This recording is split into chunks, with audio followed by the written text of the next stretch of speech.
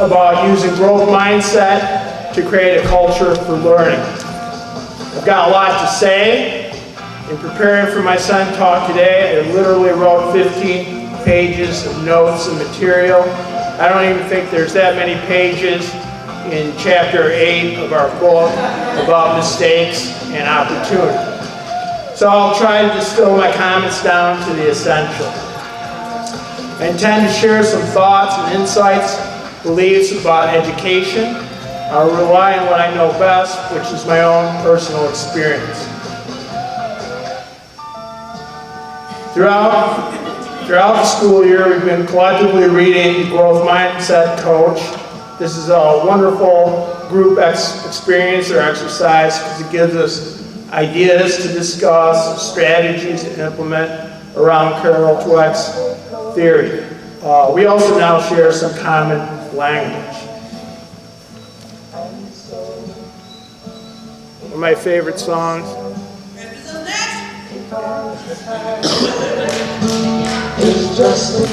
I remember seeing him in '77, the old stadium. Hey, Dweck's book, Mindset, The New Psychology of Success, introduced us to mindsets, which she described as our self-perception. To demonstrate growth mindset, I'm going to share some of my own self-perception through stories and insights from my own continuous learning journey. I thought about where to begin and considered telling you my origin story, how I was an orphan, how I was adopted, along with 5 siblings, how we had the greatest parents imaginable. And all that would represent my pure luck in life and good fortune. But I reconsidered because I thought it might be too long and boring. So I decided to tell you this instead.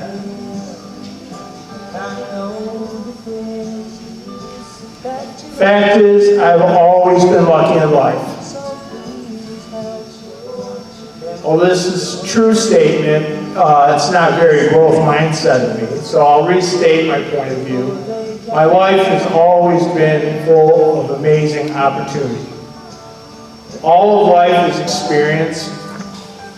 What we make of it, or make of it what you will, the cup is always either half empty or half full. We get the good along with the bad. What makes the difference is how we respond. So the question here is, do we have a fixed or growth mindset? So I'm going to take a little poll of my audience. They say many people become teachers because they were good students or good at school. So show of hands, how many of you would that be true of it? How many of you would say you were a good student or good at school? Okay, fair number. That's cool. But that's not me. Some of my most profound struggles have taken place in school. It was always a challenge for me. Looking back on my experiences as a student, I know I would have thrived in many of my colleagues' classes. In other classes, I would have struggled. In a few cases, some of you would not have been too happy to have me as your student. I would have been too challenging. Some of you would have reached me, while others would have difficulty tolerating me.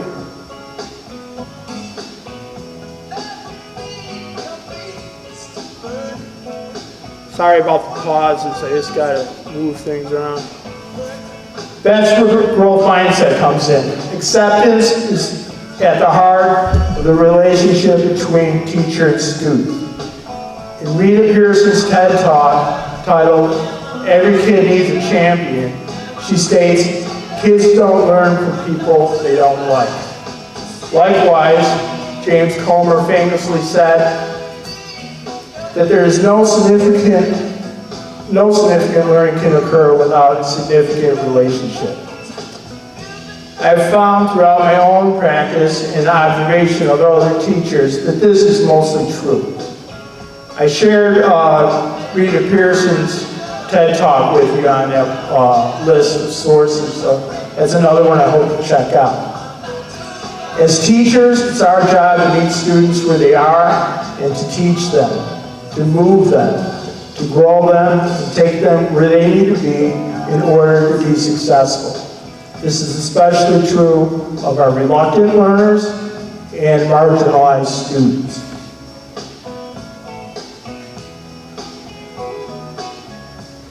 Another favorite song, 1978, Some Girls album. All right, I was a special education student. I don't know if you knew that. I was a special education student my whole life, into college. I received sports. See, sports is my dyslexia right there. Some sports in self-contained classes, often receiving one-on-one assistance, intensive speech therapy. My learning challenges came from my dyslexia and fine motor control, which affects writing and coordination. So I've been a slow learner my whole life. Being slow has an impact on everything I do. Sometimes people get aggravated with me because I operate at a different speed. In some instances, I've learned or been able to overcompensate for my slow pace by putting in more effort. That is why I often arrive to work early and stay late. Many of our students also have deficits which make them slow learners. The truth is that we all operate at different speeds. Like all people, I have my own advantages and deficits when it comes to learning. That's why differentiation is so critically important. One advantage of mine has always been that I'm willing to try. Although I often felt like I was not good at learning, I never give up. I love learning. This resilience is also found in many of our students, who are not necessarily smarter, but are willing to work harder.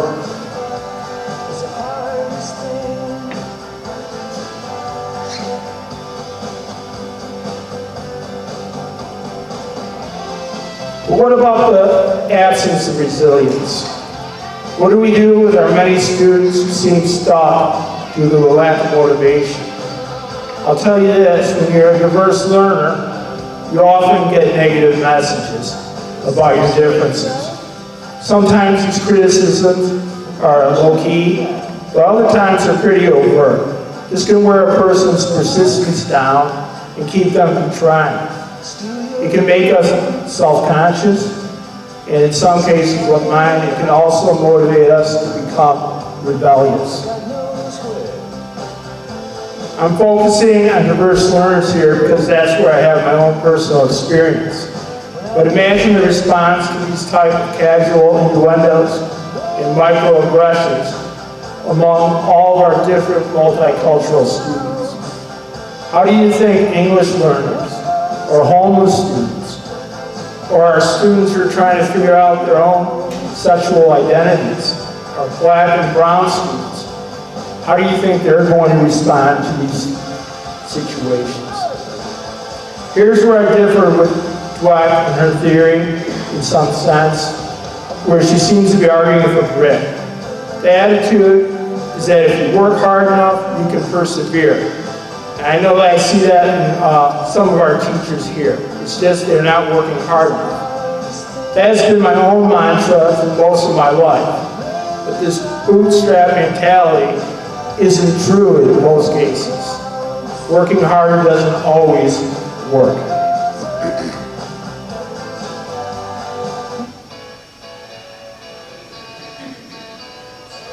Okay, we're almost to my glory days. One more thing on Dweck. I would have to say Dweck is correct in saying it's possible to improve when we see our challenges and our failures as opportunities. So that's really the theme or thesis. You know, we've really got to look at ourselves and our students, recognize that we're challenged, know that failure is inevitable, but you can overcome failure and you can grow. All right, on to glory days. Thank you. Okay, another advantage I've always had is that I'm a social animal. You may know that, although I've slowed down quite a bit. My favorite subjects have always been social studies and history. I'm fascinated by human interactions, and I love a great story. So I found success in these subjects, eventually made into teaching history and social studies is my vocation. Before all that happened, I gotta say that my parents, give me a second. My parents made sure I received the best possible education. This meant sending me and my brothers and sisters to private school and then moving to the North Shore so that we could attend in Trier. I've had advantages which were simply not available to most people. To complicate my biography, I could be a wild child. I could be challenging. I started experimenting with drugs and alcohol when I was in 7th grade. By the time I was in high school, I wasn't experimenting anymore. There were epic partying and outrageous behavior both in and out of school. I did not fit into any one clique. I partied with the burnouts, I played sports with the jocks, but I took special ed and shop classes. I had to do my share of breakfast clubs. You know what a breakfast club is, don't you? It's a real thing. In retrospect, I'm pretty confident that my generation provided John Hughes with much of his material for his movies.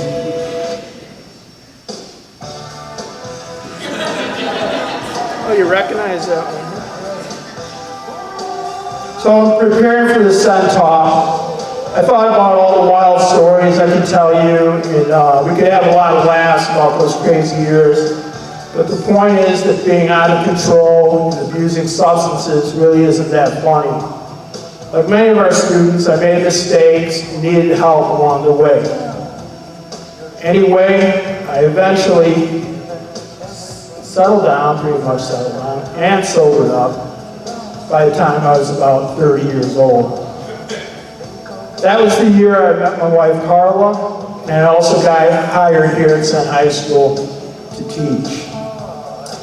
I'll tell you something about Carla. Amazing person, beautiful person. So here's her background in high school. She was an honors student, class officer, cheerleader, student athlete, homecoming queen, and prom queen. And she married Miss Sped. You know I'm pretty lucky in life. Back to my own high school experience for a minute. My dad died when I was a sophomore in high school. And at that time, my mom had 4 kids in high school and 2 in college. That's when I started working full time to pay my own way as much as possible.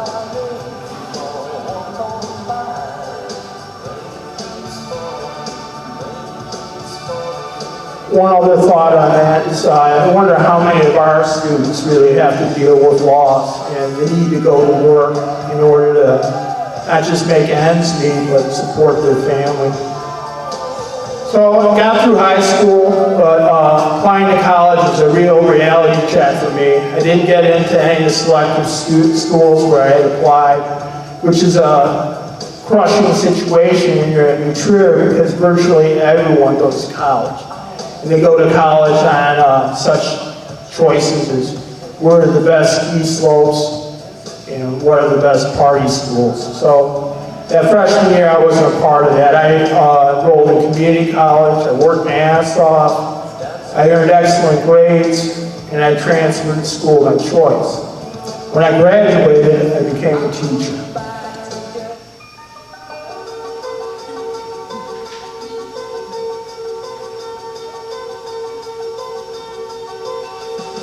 So as you know, that's when the real fun begins. Like many of you, I had to work harder than ever. As the saying goes, teaching is the toughest job you will ever love. During my 20 years as a classroom teacher, every day presented new challenges. But now I had the opportunity to be part of something greater than myself. I joined a profession. I had the advantage, or I took advantage, to grow professionally. I sought out opportunities to evolve as a teacher leader. I always try to extend my influence beyond my own classroom, and eventually I made the transition from classroom teacher to administrator. I'm going to share a story with you. I know it's probably running long, but this is down from 30 pages, like 8 or 9 or 10. My family always laughed, telling me I get everything I deserve as an educator because of what I gave out as a student. One of their favorite stories was when I first became an assistant principal here at Senn. Back then I supervised the Senn Achievement Academy. And on my first day, I was in my office in front of a group of teachers, and a student came in and asked me if I was the new assistant principal. I probably responded, "Why, yes I am." And then the student said, "Well, fuck you." We've been laughing about that encounter for years. I continued to work with that kid for the next 2 years. As you now realize, he was not that different from me. Once he showed up late and he was clearly under the influence, he said, "Mr. Carey, you know, sometimes you gotta have a blunt of 40 before school." Yeah, I knew what he meant. The last time I saw that kid, he was dancing with his date of prom, and then a couple weeks later, I shook his hands as he was graduating, and he had made it.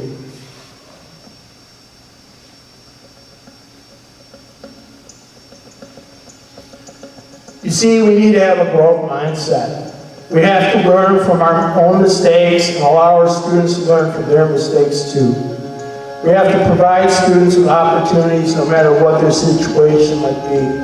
Having a growth mindset changes many assumptions about education, including how we interact with our students, how we respond to their needs.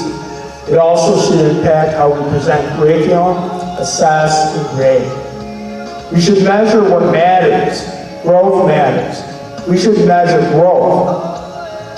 When schools focus on growth, educators can have very positive impact and help their students realize their full potential.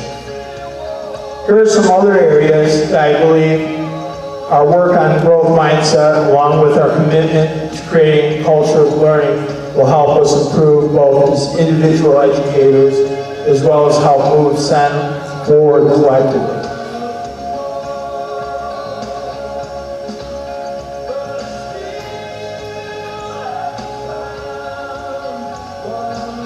Sorry, those small motor control issues pop up. We can take this opportunity to improve our relationships with our students and our colleagues. We can become more restorative in our responses. We can implement restorative practices in our classrooms and throughout the school. We can open up our practice to observation and collaboration, allowing our peers to learn from our mistakes and share in our achievements. As you may be aware, the new CPS 5-year vision focuses on equity. This will be an opportunity for us to work on equity issues here at Senn High School as we continue to ensure access for all students. Our investment in one-on-one computers will help us level the playing field for our students and let them compete in an ever-changing technological world. Our new IB program, career program, will help support our design students and provide balance through our 3 major programs that we offer.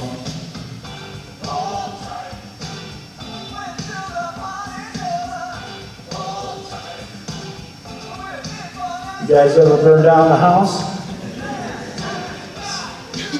All right, take a look around the room, and you'll see that we're mostly a group of white, middle-class, well-educated people.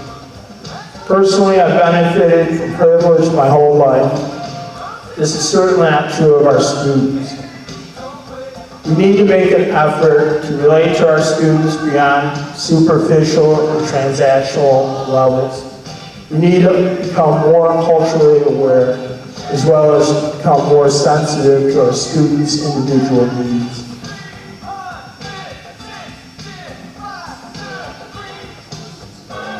Howard Gardner's work on multiple intelligence has always been appealing to me on a personal level and important to me as an educator. We are all gifted and challenged in different ways. We have different learning styles. This fact requires us to differentiate, to go beyond the norm in order to reach all of our students. To let students display their own unique, often hidden talents. Finally, I would like to tell you about my recent health challenges and make a comparison. I've been spending a great deal of time in hospitals over the past few years. You may know, 3 years ago I had a heart attack on a Tuesday evening while standing alone in the main office. I could go in greater detail. Drove myself home, didn't tell my wife, didn't want her to worry.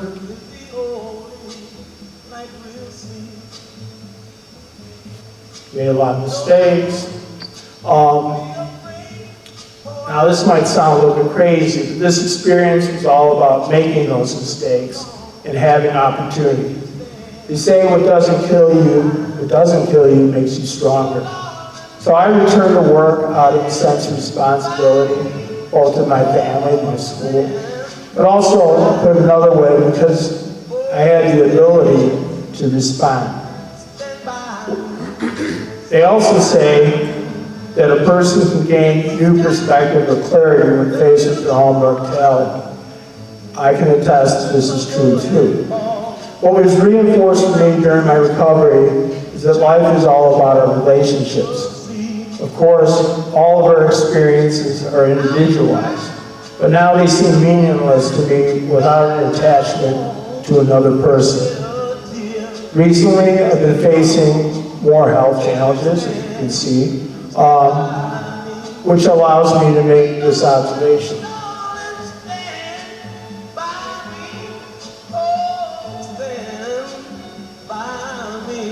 And also comparison. Hospitals are full of doctors, nurses, staff, and administrators. These people change lives and often save lives too. I've been in school 55 years or more, both as a student and educator. And schools are full of teachers and staff and administrators.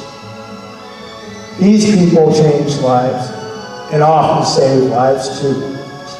So after a lifetime in school, I found out the most important things are to develop relationships, to keep an open mind, to be open to new possibilities, to provide opportunities, to say yes more often than we say no, to accept mistakes as inevitable and learn from them, to take chances, and to let those we teach take their own chances too.